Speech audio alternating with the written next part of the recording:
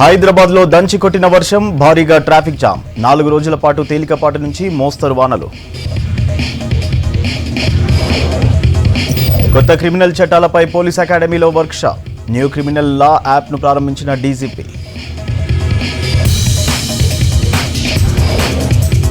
మా అసోసియేషన్ నుంచి సినీ నటి హేమ సస్పెండ్. క్లీన్ చిట్ వచ్చే వరకు suspension ఏనన్న president Manchu Vishnu.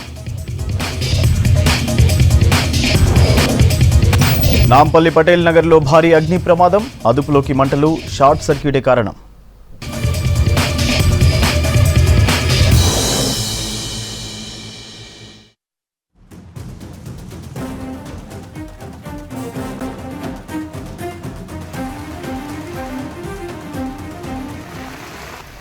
Greater Hyderabad పరిధిలో ఉరుములు మెరుపులతో కూడిన వర్షం పడింది. హిమాయత్ నగర్, నారాయణగూడ, సోమాజిగూడ, పంజాగుట్ట, ఖైరతాబాద్, అమీర్పేట్, బంజారాహిల్స్, జూబ్లీహిల్స్ పరిసర ప్రాంతాల్లో వర్షం దంచికొట్టింది.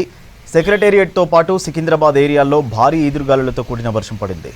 బషీర్బాగ్, యాబిడ్స్, కోటి, సుల్తాన్ బజార్, బేగం బజార్, అఫ్జల్గంజ్, లక్డీ కపూల్ ప్రాంతాల్లోనూ వాన పడింది.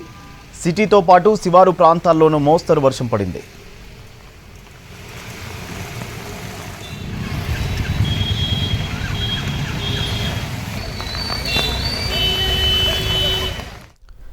పంజాగుట్టలో పడిన భారీ వర్షానికి రోడ్లు జలమయమయ్యాయి. వర్షం నీరు రోడ్లపై నిలిచిపోవడంతో వాహనదారులు తీవ్ర ఇబ్బంది పడ్డారు. జీహెచ్ఎంసీ, ఎన్డీఆర్ఎఫ్ సిబ్బంది వర్షం నీళ్లు నిలిచిపోయిన దగ్గర చర్యలు చేపట్టారు. మెయిన్ వాల్స్ దగ్గర నిలిచిపోయిన నీటిని క్లియర్ చేసేందుకు ప్రయత్నించారు. పెద్దాంబర్పేట్, ఎల్బీనగర్, వనస్థలిపురం, ఆటోనగర్, హయత్ నగర్, అబ్దుల్లాపూర్ మెట్ ప్రాంతంలో వర్షం దంచికొట్టింది. ఇటు మేడ్చల్, మల్కాజ్గిరి జిల్లాలోనూ పలు ప్రాంతాల్లో ఈదురుగాలులతో కూడిన వర్షం పడింది. గట్కేసర్తో పాటు మరికొన్ని ఏరియాలో మోస్తరు వర్షం పడింది.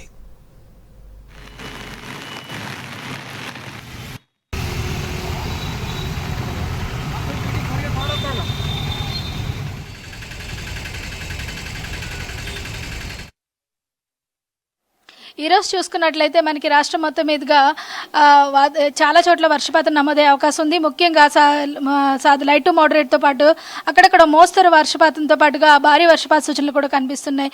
ముఖ్యంగా మనకి వికారాబాద్, సంగారెడ్డి, రంగారెడ్డి, దక్షిణ తెలంగాణ జిల్లాలైన మహబూబ్ నగర్, జోగులాంబ గద్వాల్, వనపర్తి, నల్గొండ, సూర్యాపేట, భద్రాద్రి కొత్తగూడెం, ఖమ్మంతో పాటుగా మెదక్ జిల్లాల్లో కూడా అక్కడక్కడ భారీ వర్షపాత సూచనలు కనిపిస్తున్నాయి. అలాగే హైదరాబాద్ మరియు పరిసర ప్రాంతాల్లో చూసుకున్నట్లయితే ఉరుములు మెరుపులతో పాటుగా అక్కడక్కడ జల్లులు, మనకి భారీ జల్లులు కురిసే అవకాశం అయితే కనిపిస్తుంది. ఉపరితల ఆవర్తనంతో పాటుగా మనకి ఇది ఉత్తర కోస్తాంధ్ర పరిసర ప్రాంతాల్లోని కొనసాగుతూనే బే ఆఫ్ బెంగాల్లో ఉంటూనే ఉంది. దీంతో పాటుగా మనకి ఋతుపవనాలు కొద్ది చురుకుగా కదులుతూ ఉన్నాయి. ఋతుపవనాల్లో చూసుకున్నట్లయితే ప్రస్తుతానికి నిన్నటి వరకు మనకి నారాయణపేట వరకు విస్తరించిన ఋతుపవనాలు, నారాయణపేట, నల్గొండ వరకు విస్తరించిన ఋతుపవనాలు ఈ రోజు కొద్దిగా మనకి ఉత్తర దిశలుగా కదిలి దాదాపుగా మెదక్, సంగారెడ్డి, దీంతో పాటుగా సిద్దిపేట పరిసర ప్రాంతం నుంచి భద్రాద్రి కొత్తగూడెం వరకు కూడా మనకి విస్తరించాయని చెప్పొచ్చు. రేపు మరింతగా అంటే ముందుగా మనకి ఉత్తరాది జిల్లాల్లో కూడా వర్షపాతం నమోదవుతూ నిజామాబాద్ వరకు కూడా వచ్చే అవకాశం అయితే కనిపిస్తుంది. వచ్చే 3 రోజులు కూడా ఇదే విధంగా కురిసే అవకాశం అయితే కనిపిస్తుంది. ఈ వర్షపాతం కూడా పూర్తిగా ఉరుములు మెరుపులతో కూడిన వర్షపాతం ఉండే అవకాశం అయితే కనిపిస్తుంది. ఈ ఉరుముల మెరుపుల ప్రభావం అనేది దాదాపుగా ఈ వారం నుంచి ఇంకొక వారం వరకు ఉండే అవకాశం ఉంది. తర్వాత మెరుపుల ప్రభావం ఎక్కువగా ఉంటుంది అనమాట. అంటే కన్వెక్టివ్ క్లౌడ్స్ అనేవి కొద్దిగా తగ్గి మనకి scattered clouds and stratus clouds ఎక్కువగా ఉంటాయి. ఆ సమయంలో ఎక్కువగా క్లౌడ్ టు క్లౌడ్ లైట్నింగ్ ఎక్కువ ఉంటుంది కాబట్టి మనకి మాన్సూన్లోని ఈవినింగ్ రెయిన్ ఎక్కువ ఉంటూ ఈ లైట్నింగ్ అనే ప్రభావం అనేది ఎక్కువగా ఉంటుంది అనమాట. ప్రస్తుతానికైతే ఎల్లో కలర్ అలర్ట్ అయితే జారీ చేయడం జరుగుతుంది. ముఖ్యంగా కొన్ని జిల్లాలకి భారీ వర్షపాత సూచన ఉన్నందున అదేవిధంగా ఉరుములు మెరుపులతో కూడిన వర్షపాతం, ఈదురుగాలులు గంటకి 30 నుంచి 40 కిలోమీటర్ల వేగం వీచే అవకాశం ఉన్నందున ఈ రోజు మనకి కొన్ని డిస్ట్రిక్ట్స్లోని ఎల్లో అలర్ట్, దాంతో పాటుగా ఈ ఉరుములు మెరుపులతో అలర్ట్ కూడా ఇవ్వడం జరిగింది. బెంగళూరు రేవ్ పార్టీలో నిందితురాలైన సినీ నటి హేమను మా అసోసియేషన్ నుంచి సస్పెండ్ చేశారు సభ్యులు. హేమను సస్పెండ్ చేస్తున్నట్లు ప్రెసిడెంట్ మంచు విష్ణు ప్రకటించారు. కేసుపై వివరణ ఇవ్వాలని ఆమెకు నోటీసులు ఇచ్చినా స్పందించకపోవడంతో ఈ నిర్ణయం తీసుకున్నట్లు తెలిపారు. రేవ్ పార్టీ కేసులో క్లీన్ చిట్ వచ్చే వరకు సస్పెన్షన్ కొనసాగుతుందన్నారు మంచు విష్ణు.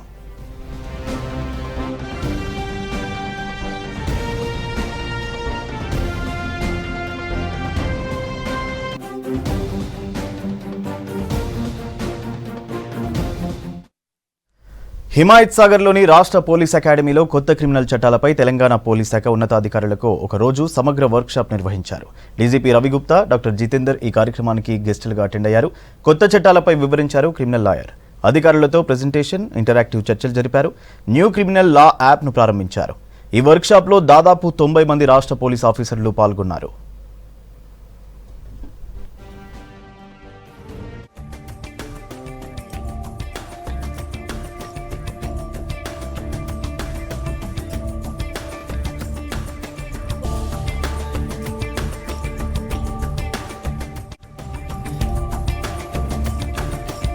వనస్థలిపురం వైదేహి నగర్ శివసింధు స్కూల్ ముందు ఉన్న సాయి తేజ ఫుట్వేర్ షాప్ నిర్వాహకులు ఇంటి యజమానికి మధ్య ఘర్షణ జరిగింది. 4 ఏళ్లుగా ఫుట్వేర్ షాప్ను నిర్వహిస్తున్నారు పుష్ప. ఇంటి యజమాని దుకాణం ఖాళీ చేయించాలని చెప్పడంతో కాస్త సమయం కావాలన్నారు.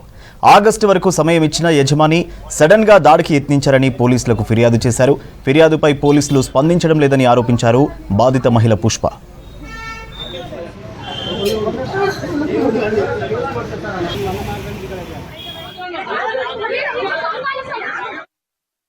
ఒక్కదాన్ని వచ్చిన సార్. ఆ రోజు కూడా నేను ఎవరిని ఎంట పెట్టుకొని రాలేదు సార్. ఏమైంది సార్, నాకు భయం అవుతుంది సార్. వాళ్ళు భయపెట్టిస్తారు. వాళ్ళు ఒకరోజు వీళ్ళు ఒకరు వచ్చి నేను ఒక్కదాన్ని ఉంటాను సార్. ఆడి మనిషిని నేను ఒక్కదాన్ని ఉంటాను.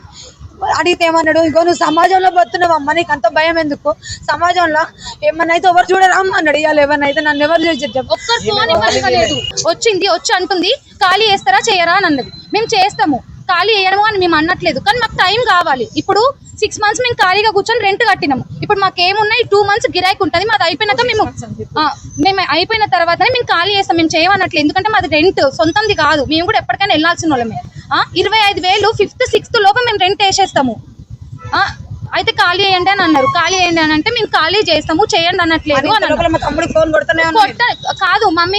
మామయ్యకి ఫోన్ చేస్తుంటే మమ్మీ ఫోన్ లాక్కున్న తర్వాత ఏమైంది, ఇంకా నేను మమ్మీకి కొట్టడానికి వెళ్తున్నారు అనేసి నేను మధ్యలోకి వెళ్ళినారు. అయితే ఇంకా నన్ను కొట్టడం స్టార్ట్ చేసి మమ్మీని కొట్టడం స్టార్ట్ చేసి ఇష్టం వచ్చినట్టు కొట్టినారు. లోపలికి రానిస్తలేరు, ఇంకా బయటికి పంపించేసినారు. Friendly environment for the disabled world Padmashali foundation ఆధ్వర్యంలో దివ్యాంగుల వ్యాపార ఉత్పత్తుల ప్రదర్శన హైదరాబాద్లోని మలక్పేటలో ఏర్పాటు చేస్తున్నారు. భారత కళామేళ పేరుతో రేపటి నుంచి 16వ తేదీ వరకు నిర్వహిస్తామని తెలిపారు నిర్వాహకులు. ఈ మేళాతో దివ్యాంగులు కూడా వ్యాపార, పారిశ్రామిక సేవా రంగాల్లో రాణించగలమనే ఉత్సాహాన్ని పెంపొందిస్తామన్నారు.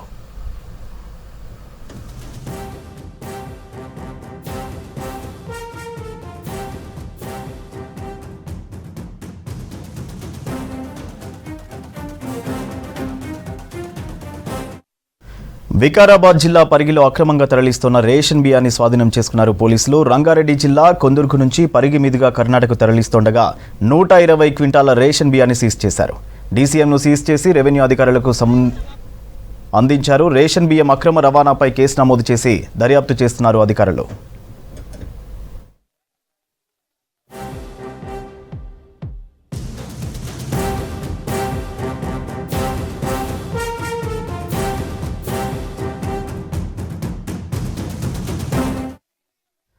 హత్యాయత్నం, దాడి కేసులో 3 నిందితులను అరెస్ట్ చేశామన్నారు రంగారెడ్డి జిల్లా అడిషనల్ ఎస్పీ సంజీవరావు. పటాన్చెరులోని 200 గజాల ప్లాట్ను కబ్జా చేసేందుకు రౌడీ షీటర్లు దాడి చేశారని పోలీసులకు ఫిర్యాదు చేశారు పోచమ్మ. గత నెల 31న కరణ్ సింగ్తో పాటు విభూషణ్ రెడ్డి, గోపాల్ ప్లాట్ల దగ్గరకు వచ్చి దాడి చేశారని తెలిపారు. కేసు నమోదు చేసిన పోలీసులు నిందితులను అదుపులోకి తీసుకుని రిమాండ్కు తరలించామన్నారు additional SP Sanjeeva Rao.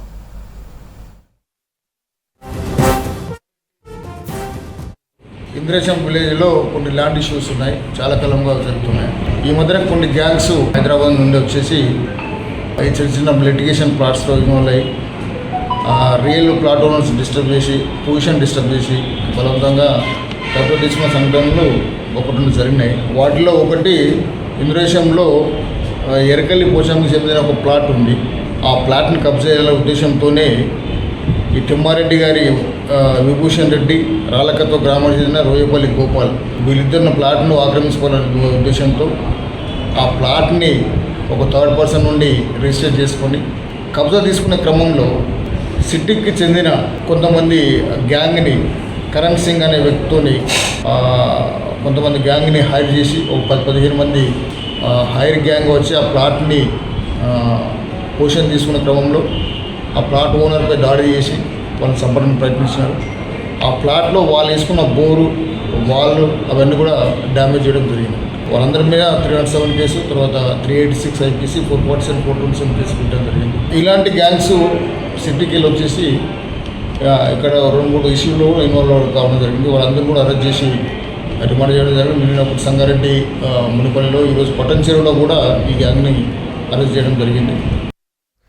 Hyderabad నాంపల్లిలో inter board కార్యాలయం ముందు ఆందోళనకు దిగారు ఏఐవైఎఫ్ నేతలు. ఇంటర్ బోర్డును ప్రక్షాళన చేయాలంటూ ప్లకార్డులు పట్టుకుని నిరసన తెలిపారు. ప్రభుత్వ గుర్తింపు లేని జూనియర్ కళాశాలలను రద్దు చేయాలని డిమాండ్ చేశారు.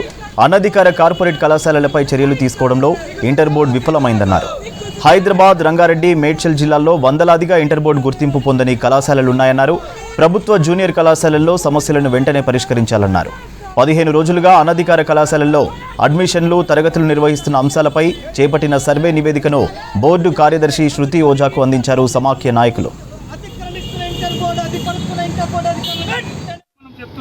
ఈరోజు అక్రమంగా శ్రీ చైతన్య నారాయణ కళాశాల దాదాపు 250 కళాశాలలు పర్మిషన్ లేకుండా, ప్రాసెస్ పూర్తి చేయకుండా అక్రమంగా నడుపుతున్నారు. వేలాది లక్షలాది రూపాయలు విద్యార్థుల నుంచి వసూలు చేస్తూ సమ్మర్లో క్లాసెస్ నడుపుతుంది. మేము సర్వే చేసి అనేక సార్లు అధికారుల దృష్టికి వచ్చినా కూడా వాళ్ళు ఒక మాఫియాగా తయారై డబ్బులు వసూలు చేసుకుంటూ కళాశాల దగ్గర వాళ్ళ కొమ్ము కాసులు దాఖలాలు మనం చూస్తున్నాం. అందుకే ఈరోజు మేము ఇంటర్ బోర్డు హెచ్చరిస్తున్నాం. ఇంటర్ బోర్డు చేస్తున్నటువంటి ఈ మాఫియా దోపిడీకి వ్యతిరేకంగా చర్యలు తీసుకోకపోతే రాబోయే రోజుల్లో ఈ తీర్పు నిజంగా అఖిల భారత యోజన సమైక్యంగా హెచ్చరిస్తున్నాం. వెంటనే ఇంటర్ బోర్డు అధికారులపై చర్యలు తీసుకోవాలి. అదేవిధంగా అక్రమంగా నడుస్తున్నటువంటి శ్రీ చైతన్య కళాశాలపై చర్యలు తీసుకోవాలని మేము రాష్ట్ర ప్రభుత్వాన్ని డిమాండ్ చేస్తున్నాం. కళాశాలలకు అఫిలియేషన్ ప్రక్రియ కాకముందనే అడ్మిషన్లు చేపట్టి లక్షలాది రూపాయలు విద్యార్థులు వాళ్ళ తల్లిదండ్రుల నుంచి ఈరోజు కార్పొరేట్ విద్యాసంస్థలు నారాయణ, శ్రీ చైతన్య, ఎస్ఆర్, రిజోనెన్స్ అనేకమైనటువంటి కార్పొరేట్ విద్యాసంస్థలు ఈరోజు ధన దోపిడీ చేస్తుంది. దీన్ని పూర్తిగా కట్టడి చేయకుండా ఇంటర్మీడియట్ బోర్డు యథేచ్ఛగా ఈరోజు ఆ అక్రమ వ్యాపారానికి, ఆ మాఫియాకి వత్తాస పలుకుతుందని చెప్పి ఏవైతే మేము అభివర్ణిస్తున్నాము. ఈరోజు ప్రభుత్వ జూనియర్ కళాశాలలో నెలకొన్నటువంటి సమస్యలు పరిష్కరించాలని ఏవైపు డిమాండ్ చేస్తుంది. ప్రధానంగా ఈరోజు 1724 జూనియర్ అధ్యాపకుల పోస్టులు ఖాళీ ఉన్నాయి. అదేవిధంగా బోధనేతర సిబ్బంది ఉంది. అనేక మౌలిక వసతులు కల్పించాలి. ఈ సమస్యలన్నీ పరిష్కరించకుండా ఏ రకంగా ఈరోజు ప్రభుత్వ జూనియర్ కళాశాలను పునఃప్రారంభిస్తారని ఈరోజు ఏవైనా మేము డిమాండ్ చేస్తున్నాం. తక్షణమే ఇంటర్మీడియట్ బోర్డు కార్యదర్శి దేశంలోనే బెస్ట్ ఎంపీగా ఉండేందుకు ప్రయత్నిస్తానని తెలిపారు ఎంపీ కొండా విశ్వేశ్వరరెడ్డి. బీజేపీతో పాటు ఎంఆర్పీఎస్ నేతల సమిష్టి కృషితో చేవెళ్లలో ఘన విజయం సాధించామని చెప్పారు. రేవంత్ రెడ్డి మంత్రం ఎన్నికల్లో ఏమాత్రం పనిచేయలేదని అన్నారు. అసెంబ్లీ ఎన్నికల్లో కాంగ్రెస్, బీఆర్ఎస్కు ఓటేసిన వారంతా ఈ ఎన్నికల్లో బీజేపీకే పట్టం కట్టారన్నారు. టీఆర్ఎస్ వాళ్ళు అందరూ బీఆర్ఎస్ మాకు ఓటేసిండ్రు, కానీ కేవలం టీఆర్ఎస్ఏ కాదు, ఎంతోమంది కాంగ్రెస్కు ఓటేసిన వాళ్ళు కూడా మాకు ఓటేసిండ్రు. ఎందుకంటే ఒకవేళ తాండూరు, వికారాబాద్, పరిగిలా బీఆర్ఎస్ ఓట్లు మాత్రమే మాకు వస్తే ఆ ప్రాంతాలలో మేము ఓడిపోతుంటివి. అటు బీఆర్ఎస్ వేసిన వాళ్ళు మాకు వేసిండ్రు, కాంగ్రెస్కి వేసిన వాళ్ళు కూడా చాలామంది మాకు ఓట్లు వేసిండ్రు. ఇదే ట్రెండ్ మన తెలంగాణలో కొనసాగాలని చూస్తున్నా. వచ్చే ప్రభుత్వము తప్పనిసరిగా అది బీజేపీ ప్రభుత్వము తెలంగాణలో ఉండబోతుంది. కోalition ప్రభుత్వం అయినా కూడా మోడీ గారి విధానం అదే ఉంటుంది. 10 ఏళ్ళ నుంచి ఎట్లా పోతుండో అదే డైరెక్షన్లో మారకుండా అదే డైరెక్షన్లో పోతుండు, అదే డైరెక్షన్లో పోతాడు. అందుకే డెవలప్మెంట్ అనేది ఆగదు. మేము ఎప్పుడు నేను ఇంతకుముందు చేసినట్టే ముందుకు పోతాను. సెంట్రల్ గవర్నమెంట్ నుంచి తెచ్చే పథకాలు, సెంట్రల్ గవర్నమెంట్ నుంచి వచ్చే పథకాలన్నీ కూడా మా ప్రాంతంలో, చేవెళ్ళ ప్రాంతంలో ఆయుష్మాన్ భారత్ కానీ, ఆవాస్ యోజన కానీ, ముద్రా లోన్స్ కానీ అవి మంచిగా అమలయ్యేటట్టు చూస్తాను. ఎంపీ ల్యాడ్స్ అయితే నేను ఇంతకుముందు కూడా 400 గ్రామాలకు ఇచ్చిన, ఇప్పుడు కూడా 400 గ్రామాల పైకి నా ఎంపీ ల్యాడ్స్ అందేటట్టు నేను చూస్తా. పాత ఎంపీ ఏమన్నా మొదలుపెట్టి అవి ఖతం కాకుంటే అవి కూడా కంప్లీట్ అయ్యేటట్టు నేను తప్పనిసరిగా ప్రయత్నం చేస్తాను. సీఎం రేవంత్ రెడ్డి సొంత జిల్లా అయిన మహబూబ్ నగర్తో పాటు రేవంత్ ప్రాతినిధ్యం వహించిన మల్కాజ్గిరిలో కాంగ్రెస్ను తరిమి కొట్టామన్నారు మాజీ ఎమ్మెల్యే ఎన్వీఎస్ఎస్ ప్రభాకర్. కాంగ్రెస్ గెలిచిన 8 స్థానాల్లో రేవంత్ పాత్ర నామమాత్రమేనని అన్నారు. రేవంత్ రాజకీయ విమర్శలు మాని పాలనపై దృష్టి పెట్టాలని సూచించారు. కల్తీ విత్తనాలు, విద్యుత్ కోతలతో రైతులు ఇబ్బంది పడుతున్నారని అన్నారు. రేవంత్ రెడ్డి డిసెంబర్ 9 వరకైనా సీఎం సీటును కాపాడుకునేందుకు తెలంగాణ తల్లి విగ్రహ ప్రతిష్టాపనను తెరపైకి తీసుకొచ్చారని ఆరోపించారు ఎన్వీఎస్ఎస్. లోక్సభ సార్వత్రిక ఎన్నికల్లో తెలంగాణ రాష్ట్రంలో భారతీయ జనతా పార్టీ తన బలాన్ని గణనీయంగా పెంచుకొని 8 సీట్లని కైవసం చేసుకొని రాష్ట్రంలో ఒక బలీయమైనటువంటి శక్తిగా ప్రజలు గుర్తించి ఆ రకంగా గెలిపించారని చెప్పని పేర్కొంటా ఉన్నారు. అయితే మొన్న జరిగినటువంటి సార్వత్రిక ఎన్నికల్లోనే మోస్ట్ లూజర్, గణనీయంగా పడిపోయిన వ్యక్తి, ఓడిపోయిన వ్యక్తి, పారిపోయిన వ్యక్తి ఎవరైనా ఉన్నారంటే అది రాష్ట్ర ముఖ్యమంత్రి రేవంత్ రెడ్డి గారు. శాసనసభ ఎన్నికల సమయంలో కామారెడ్డి నుంచి ఓడిపోయినటువంటి వ్యక్తి ముఖ్యమంత్రి అయ్యాడు. ఇక తను ప్రాతినిధ్యం వహించినటువంటి మల్కాజ్గిరి పార్లమెంటు స్థానంలో ప్రజలు కాంగ్రెస్ పార్టీని తరిమి కొట్టారు. ఇక తన సొంత జిల్లా ప్రతిష్టాత్మకమైనటువంటి మహబూబ్నగర్ జిల్లాలో కాంగ్రెస్ పార్టీని ఓడగొట్టారు. ఇక పోతే కాంగ్రెస్ పార్టీ 8 స్థానాలు గెలిచింది. ఈ గెలిచినటువంటి 8 స్థానాలలో ఆ గెలుపులో రేవంత్ రెడ్డి గారి యొక్క పాత్ర, ప్రమేయం ఏమైనా ఉంది అంటే అది నిమిత్తం మాత్రమే. ఈ గెలిచినటువంటి 8 కాంగ్రెస్ సీట్లలో ఒక్క సీటులో అయినా రేవంత్ రెడ్డి తన ప్రభావాన్ని చూపగలిగాడా?